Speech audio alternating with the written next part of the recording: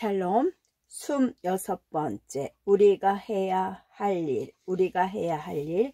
이것은 경고이다. 주의해서 읽어주기 바란다. 지금쯤이면 당신도 예측기를 본 적이 있을 것이다. 당신이 이 글을 읽고 있는 시점이면 이미 수백만 개는 팔렸을 테니까. 아직 본 적이 없는 사람들을 위해 설명하자면 예측기는 자동차 문을 열 때 사용하는 리모컨처럼 생긴 조그만 장치이다. 특징이라면 버튼 하나와 큼지막한 녹색 LED 등 하나가 달려있는 정도다. 버튼을 누르면 LED가 반짝인다. 더 정확히 말하자면 버튼을 누르기 1초 전에 불빛이 반짝인다. 대다수의 사람은 처음 이 장치를 사용할 때 기묘한 게임을 하고 있는 듯한 느낌을 받는다고 말한다. 불빛이 반짝이는 것이 보이면 버튼을 누르기만 하면 되는 아주 쉬운 게임 말이다. 그러나 게임의 규칙을 이기려고 하면 이내 그럴 수 없다는 사실을 깨닫게 된다. 불빛이 보이기 전에 버튼을 누르려고 하면 그 즉시 불빛이 반짝이기 때문이다. 아무리 손놀림이 빨라도 1초가 지나기 전에 버튼을 누르는 것은 불가능하다. 버튼을 누르지 않을 결심을 하고 불빛이 반짝이는 것을 기다리면 불빛은 절대 반짝이지 않는다. 당신이 무슨 수를 쓰든 불빛은 언제나 버튼을 누르기 전에 반짝인다. 예측기를 속일 방법은 존재하지 않는다. 각 예측기의 중추는 네거티브 타임 릴레이 회로이다. 이것은 과거로 신호로 보낸다. 이 기술이 초래할 결과들은 1초 이상의 시간 지연이 가능해진 이후에야 비로소 명확해지겠지만 여기서 경고하는 것은 그것이 아니다. 당장 시급한 문제는 예측기가 자유의지 따위는 존재하지 않는다는 사실을 실증하고 있다는 점이다. 자유의지가 환상에 불과하다는 주장은 언제나 있어 왔다. 엄밀한 물리학에 입각한 주장도 있었고 순수 논리학에 입각한 주장도 있었다. 그리고 대다수는 이런 주장들이 반박 불가능하다는 사실에 동의한다. 그러나 진심으로 그 결론을 받아들이는 사람은 아무도 없다. 인간에게 자유의지가 있다는 체험적 인식은 논리만으로 기각되기에는 너무나 강력한 것이기 때문이다. 실제 증거가 필요하다. 그런데 예측기가 바로 그 증거를 제공하고 있는 것이다. 예측기를 처음 접하는 사람은 며칠 동안 강박적으로 이것을 가지고 논다. 친구들에게 보여주기도 하고 이 기계의 맹점을 공략해 보려고 다양한 책략을 시도한다.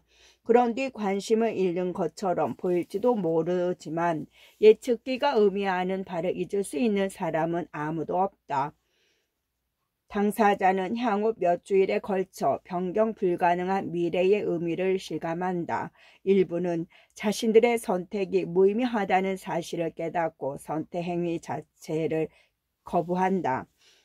단체로 필경사 바틀비 속 주인공이 되기라도 한 것처럼 자발적인 행동을 중지하는 것이다. 결국 예측기를 조작해본 사람들의 3분의 1은 입원 조치될 수밖에 없다.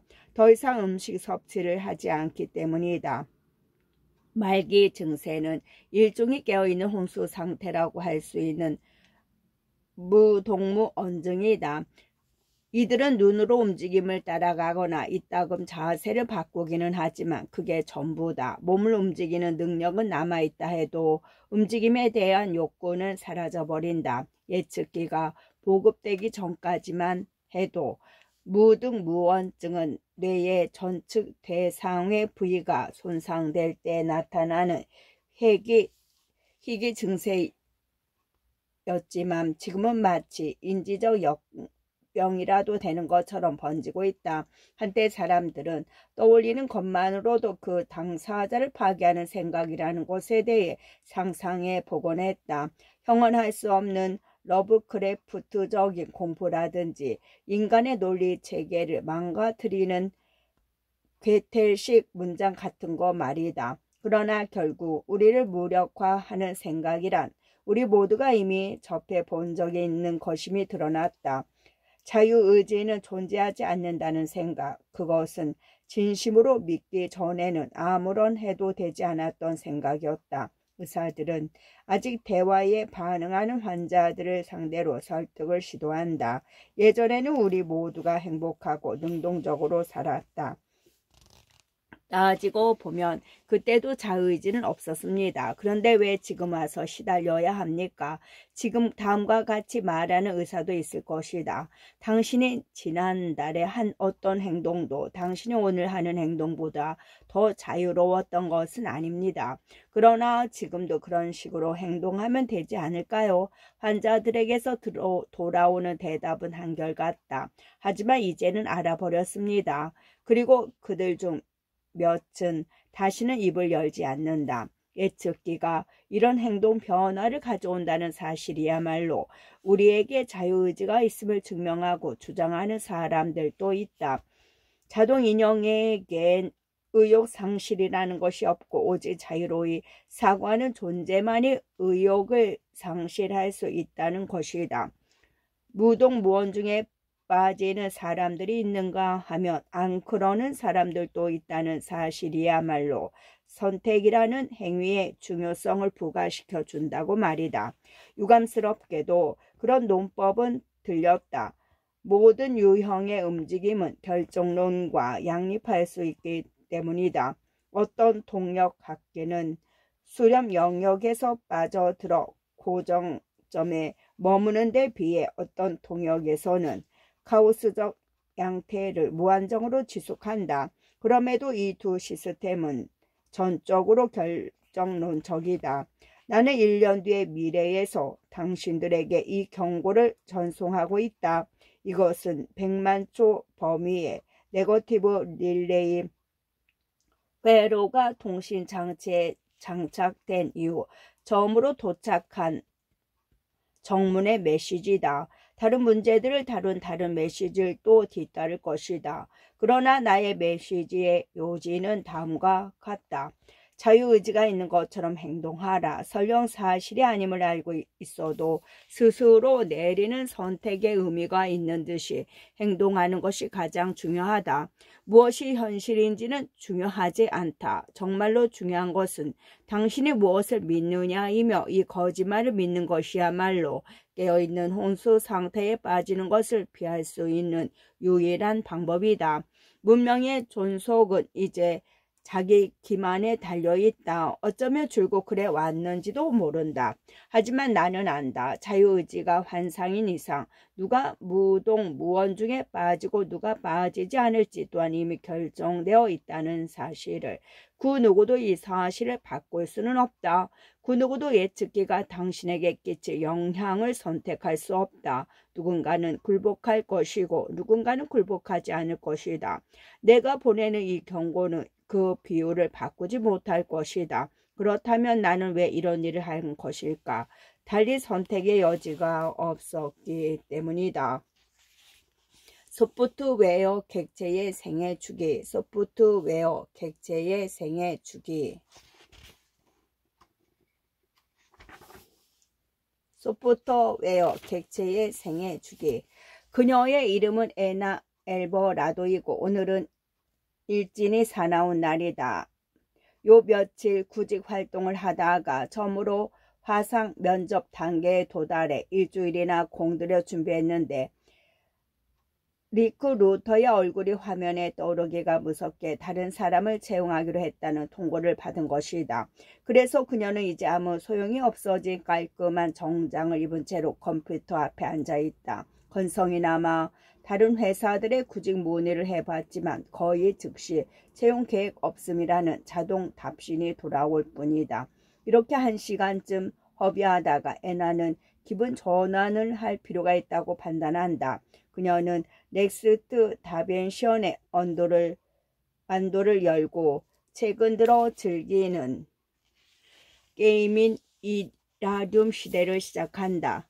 교도부는 붐볐지만 애나와 아바타는 모두가 탐내는 강력한 아이템인 자개 갑옷을 착용하고 있기 때문에 얼마 지나지 않아 몇몇 플레이어들에게서 자신들의 공격팀에 합류해달라는 요청을 받는다.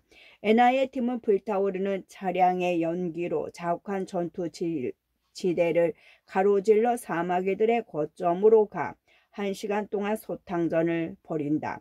현재 기분에 딱 들어맞는 미션이었다. 승리를 확신할 수 있을 정도로 쉽지만 성취감을 얻을 수 있을 정도로는 도전적이다. 팀원들이 다음번 미션을 수락하려는데 에나의 모니터 화면 구석에 전화 완도가 뜬다. 친구인 로빈에게서 온 음성 호출이다. 에나는 그쪽으로 마이크 회선을 돌리고 전화를 받는다. 안녕 로빈. 안녕 에나, 잘 지내지? 힌트 줄게. 나 지금 일하렴 하고 있어. 로빈이 웃는다. 아침부터 기분이 영 별로인 모양이네. 그렇다고 할 수 있지. 에나는 그녀에게 면접이 취소된 얘기를 한다. 네가 기운이 날지도 모르는 소식이 있어. 데이터 어스에서 볼까? 응, 금방 로그아웃하고 갈게. 거기서 기다릴게. 알았어, 이따 봐. 에나는 공격팀에게 양해를 구하고 레스트 디멘션의 윈도우를 닫는다. 데이터 어스에 접촉하자 윈도우는 그녀의 마지막 로그아웃 지점으로 줌임한다. 거대한 절벽 표면을 뚫어 만든 댄스 클럽이다. 데이스 어스에도 엘더스, 오르비스 테르티우스 등 독자적인 게임 대륙이 있지만 취향이 맞지 않았기 때문에 에나는 언제나 사교 대륙에서 시간을 보낸다. 에나와 아바타는 아직도 지난번 방문 때 입었던 파티복 차림이다. 그녀는 좀 더 얌전한 옷으로 갈아입고 로빈의 집으로 가는 포털을 연다. 한 걸음 안으로 들어가자 로빈 집의 가상 거실에 와 있다. 너비 1마일의 반원형 폭포 위에 떠있는 거주용 비행선이다. 아바타끼리 포옹을 나눈다. 그래서 무슨 일인데? 에나가 묻는다. 블루 감마 사가 문을 열었어. 얼마 전에 신규 투자를 받았거든. 그래서 사람을 뽑고 있어. 네 이력서를 돌렸는데 다들 빨리 만나고 싶대. 나를?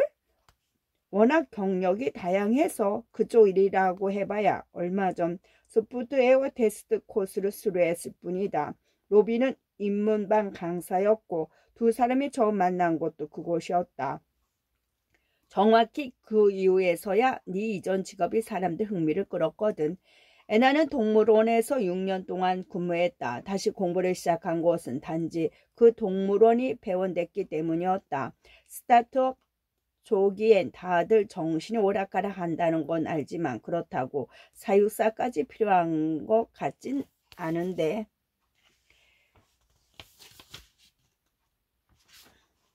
로빈이 껄껄 웃는다. 우리가 뭘 만들고 있는지 보여줄게. 비밀은 유지하면서 맛보기로 보여줘도 된다는 허락을 받았어. 이것은 통큰 제안이다. 지금까지 로빈은 블루 감마사에서 자기가 무슨 일을 하고 있는지 어떤 것도 구체적으로 얘기해 줄 수 없었다. 비공개 섬이 하나 있는데 거기 와서 봐. 두 사람의 아바타가 그 안으로 들어간다. 에나는 윈도우가 새로 고침되었을 때 환상적인 풍경이 펼쳐질 것이라고 반쯤 예상하고 있었지만 그녀의 아바타가 출연한 곳은 언뜻 어린이집처럼 보이는 장소다. 좀 더 주의를 기울이니 어린이용 그림책의 한 장면처럼 보인다. 의인화된 호랑이 새끼 한 마리가 철사로 된 틀을 따라 색색의 구슬을 밀며 놀고 있다. 판타가 장난감차를 만지작거리고 만화적인 모습의 침팬지가 고무공을 굴린다. 화면에 떠오르는 주석은 이것들이 디지언트, 즉 데이터 어스 같은 환경에서 사는 디지털 유기체라는 사실을 알려주지만 이들은 지금까지 에나가 본 적 있는 그 어떤 가상 생물과도 닮지 않았다. 진짜 동물을 기를 여력이 없는 사람들에게 팔리는 이상화된 애완동물이 아니다. 완전 무결한 귀염과도 거리가 멀고 동작도 무척 어색하다. 그렇다고 데이터 어스의 생물 군계, 즉 바이옴에 서식하는 생물처럼 보이지는 않는다. 에나는 판게아 군도를 방문해 그곳에 있는 다양한 온실에서 건하완, 다리가 하나 달린 캥거루라든지 앞뒤로 머리가 달린 뱀 따위를 구경한 적이 있었다. 이 디지언트들은 아무리 봐도 그곳에서 생성된 것 같지는 않았다. 블루 감마가 만들고 있다는 게 이거야? 디지언트? 응, 하지만 보통 디지언트가 아니야. 이걸 봐. 노빈의 아바타가 공을 굴리고 있는 침팬지 앞으로 걸어가 웅크리고 앉는다. 잘 있었어? 퐁고 뭐 하고 있어? 퐁고 곧놀이. 디지언트의 대꾸에 애나는 깜짝 놀란다. 공을 가지고 놀고 있어? 정말 멋지구나. 나도 놀면 안 될까? 아니야. 퐁고곤 부탁이야. 그러자 침팬지는 주위를 두리번거리더니 공을 꽉 쥔 채로 나무 블록이 흩어져 있는 곳으로 아장아장 걸어간다. 그러더니 블록 하나를 로빈 쪽으로 슬쩍 민다. 로빈 블릭돌이. 그러고는 다시 바닥에 있는다. 퐁고 곧놀이. 그래 알았어. 로빈은 애나에게 되돌아온다. 어떻게 생각해? 세상에 디지언트가 이 정도까지 진보했을 줄은 몰랐어. 꽤 최근 일이야. 우리 개발팀이 작년 학교에서 발표한 걸 보고 박사 연구원 둘을 뽑았거든. 그 댁에 뉴로블래스트라는 게놈 엔진을 만들 수 있었어. 지금 나와 있는 이 어떤 엔진보다도 많은 인지 발달을 지원하는 물건이지. 여기 있는 녀석들은 노비는 어린이집의 디지언트를 가리킨다. 지금까지 생성된 것들 중 가장 똑똑해. 애완동물로 팔 생각이야? 그럴 계획이야. 대화를 나누거나 근사한 재주를 가르칠 수 있는 애완동물이라고 홍보할 거야. 원숭이의 매력을 마음껏 즐기세요. 똥은 던지지 않아요. 이게 사내에게 비공식적으로 쓰는 슬로건이야. 사육사 경력이 꽤 쓸모가 있다는 건지 슬슬 감이 오는군. 응, 우리가 가르친다고 해서 애들이 언제나 그걸 따르는 건 아니거든. 그게 어느 정도까지 유전자 탓이고 어느 정도까지 잘못된 교수법 탓인지 알 수가 없어서. 애나는 판다 모양을 한 디지언트가 한쪽 앞발로 장난감 차를 집어 올리고 천천히 바다 쪽을 훑어보는 광경을 바라본다. 판다가 반대쪽 앞발로 신중하게 바퀴를 툭툭 친다. 이 디지언트들은 초기에 얼마나 많은 지식을 갖고 시작해? 사실상 아무것도 없어. 자, 이것 봐. 로빈이 한쪽 벽에 있는 비디오 화면을 켜자 원색으로 채색된 방 안에 몇몇 디지언트들이 누워있는 영상이 흐르기 시작한다.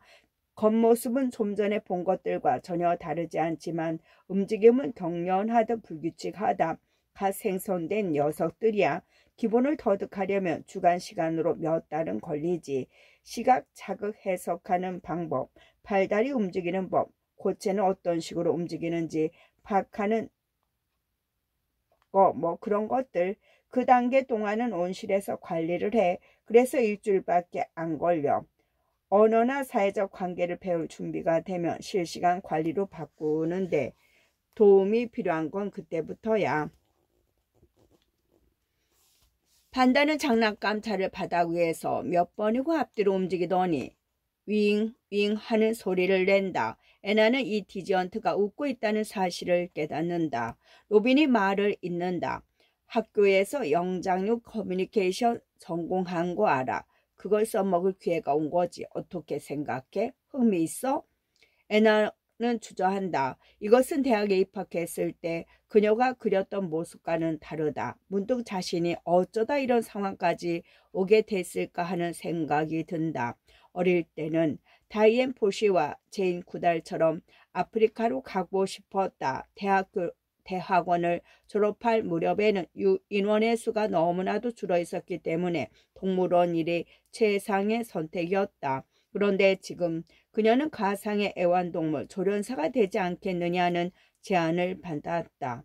그녀의 경력 자체가 자연계의 축소를 축약된 형태로 반영하고 있다. 정신 차려. 애나는 자신을 꾸짖는다. 상상했던 것과 조금 다를지는 모르지만 일단은 소프트웨어 업계의 일자리다. 학교에 돌아간 것은 바로 그 때문이 아니었던가.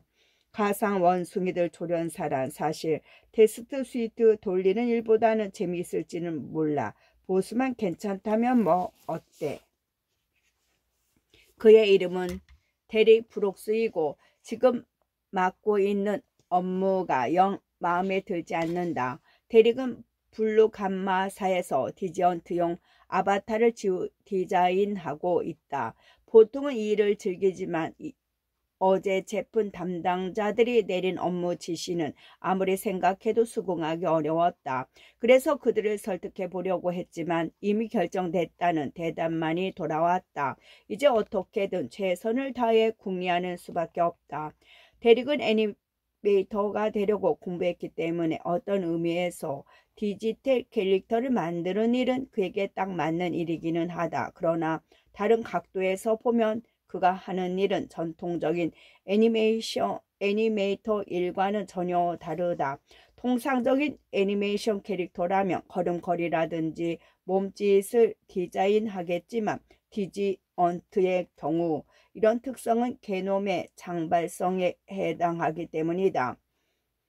델릭이 해야 하는 일은 디지언트의 몸짓을 사람들이 이해할 수 있도록 그 몸을 디자인하는 것이었다.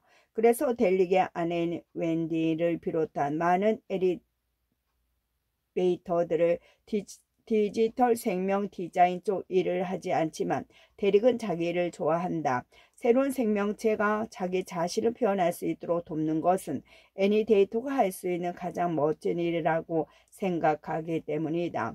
델릭은 경험이야말로 최고의 교사라는 블루감마사의 인공지능 설계 사상에 공감하고 있다. 알아야 한다고 생각하는 지식을 인공지능에게 프로그래밍하는 것이 아니라 학습 능력이 있어서 고객이 직접 가르칠 수 있는 인공지능을 판매하는 것이 그들의 목표다.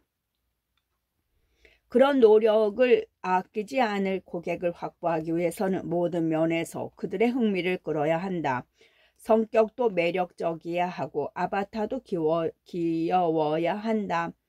전자는 개발자들이 맡고 있고 후자는 델릭의 몫이다. 그러나 디지언트의 눈을 커다랗게 하고 코를 조그맣게 만든다고 해서 만사형통인 것은 아니다. 만화 캐릭터처럼 보인다면 아무도 진지하게 받아들이려고 하지 않을 것이기 때문이다. 반대로 너무 진짜 동물 같아도 표정이나 말하는 능력이 고객들에게 위화감을 줄 위험이 있다. 양자 사이에서 균형을 잡는 섬세한 작업이다. 델릭은 아기 동물들 촬영 영상을 수없이 보며 시행착오를 거듭하다가 마침내 사랑스럽지만 과도하게 사랑스럽지 않은 혼합적인 얼굴을 디자인하는 데 성공했다.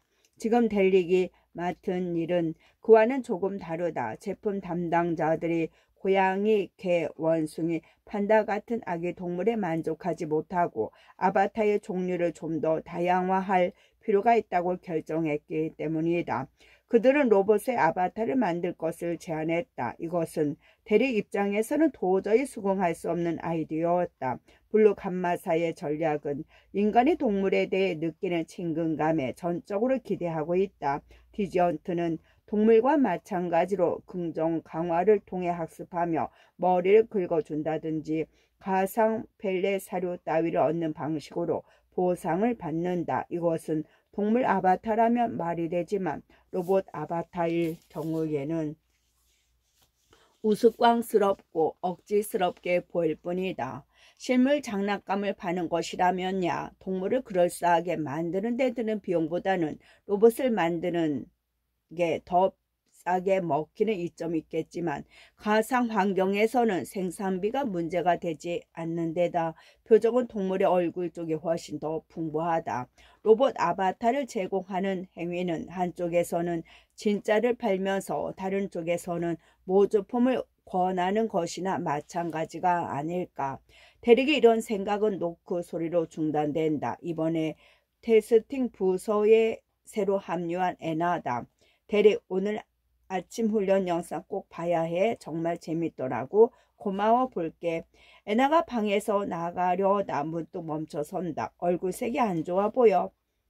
전직 사육사 고용은 좋은 아이디어였다고 델릭은 생각한다. 애나는 디지언트 훈련 프로그램을 고안했을 뿐만이 아니라 사료 개선에 관해 멋진 제안을 해주었다.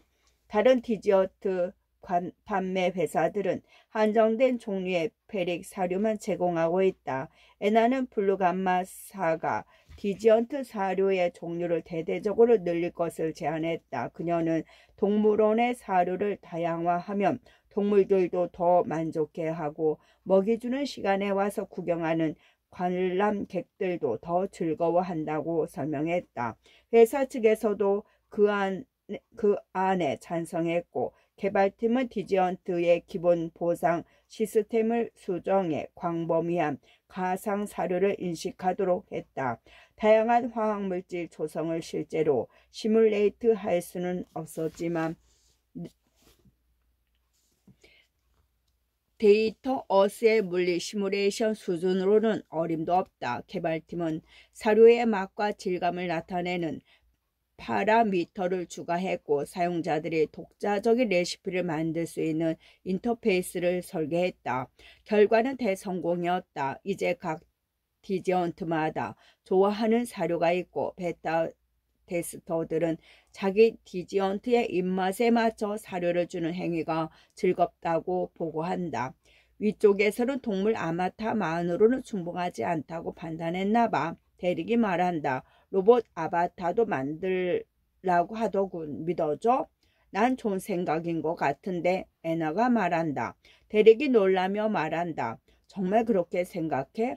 당신은 동물 아바타 쪽을 선호할 거라고 생각했는데 여기 사람들 모두 디지언트를 동물이라고 생각하는 것 같아.